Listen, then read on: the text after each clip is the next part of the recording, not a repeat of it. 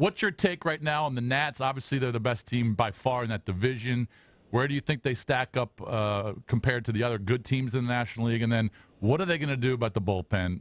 Because it's been a forest fire for most of the year. Yeah, I mean, they have to address it. I mean, I was staunch in the offseason when Mike Rizzo made the trade for Adam Eaton. I was like, man, I can't believe David Robertson's not a part of this. Just to have, you got to have that one guy who, when he comes running out of the bullpen, that everyone feels comfortable about. It can't be, here comes Coda Glover, here comes Blake Trinan, here comes Sean Kelly, and it's there's doubt. And it's not a matter of doubt that they're not big league aggressive good pitchers. It's more, when Melancon came out last year, the feeling of the game being over, I don't think anybody instills that coming out of that bullpen right now, and that's got to change. So I would look for them to address that. I don't know how they go about it. But you can't nickel and dime a bullpen. You can say all the right things through spring training, but at some point you got to have a big name running through those. But D-Row, he tried. He tried in the offseason. They kicked the tires on Jansen. They talked about Chapman. I mean, ownership wasn't going to pay $80-90 million for a guy who comes in. Well, hold on. I don't think you have to pay $80 or $90 million for. You didn't have to have Jansen. Why is it always got to be the sexiest guy? I think there's guys out there. I mean, you could have had Greg Holland. Now, no one saw this coming. 19 of 19 in save opportunities for the Rockies, but you can argue he's National League Comeback Player of the Year before we even get to June. Right. I just think they have to do that. Mike Rizzo owes that to this group of players. He owes them a bullpen piece. Yeah, we're talking just like that Strasburg owes him to go dominate in the postseason the way he protected him in 2012. So I think there's definite yin and yang to this. For me, you can argue they're the clash of the National League. I like the Dodgers' depth.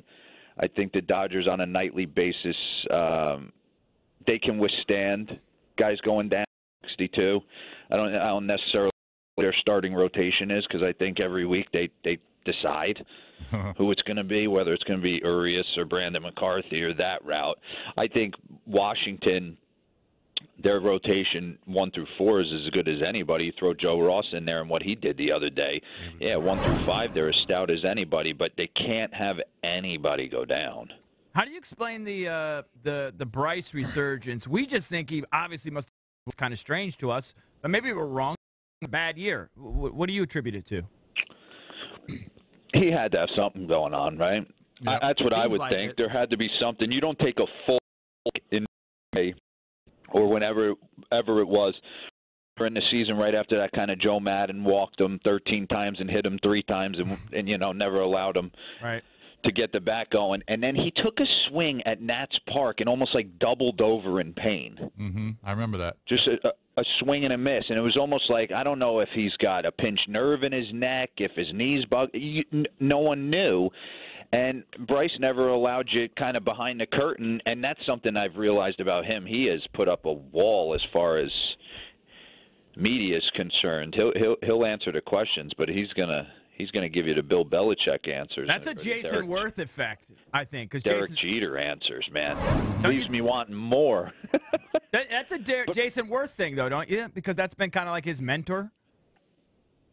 Seems like it. I mean that's fair to say. That's fair to say. I just think Bryce knows he's a lightning rod. I think he knows every quote he makes could be run with 20 different ways, and he's just decided, I'm not going to worry about that. I'm gonna kind of diffuse that situation.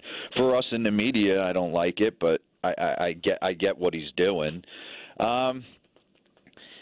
His bad year is 90% of guys' great years, 24 and what do you have, almost 90 RBIs last year. Yeah. So I'm going to give him a pass. I'm going to say he obviously had something wrong with him, and he's come in on an absolute mission. And what I noticed about Bryce when I covered the team this spring training is it's kind of like he's gone through the maturation process. When he was 19 and came up, it was like he was almost too big for his body. His feet were gigantic.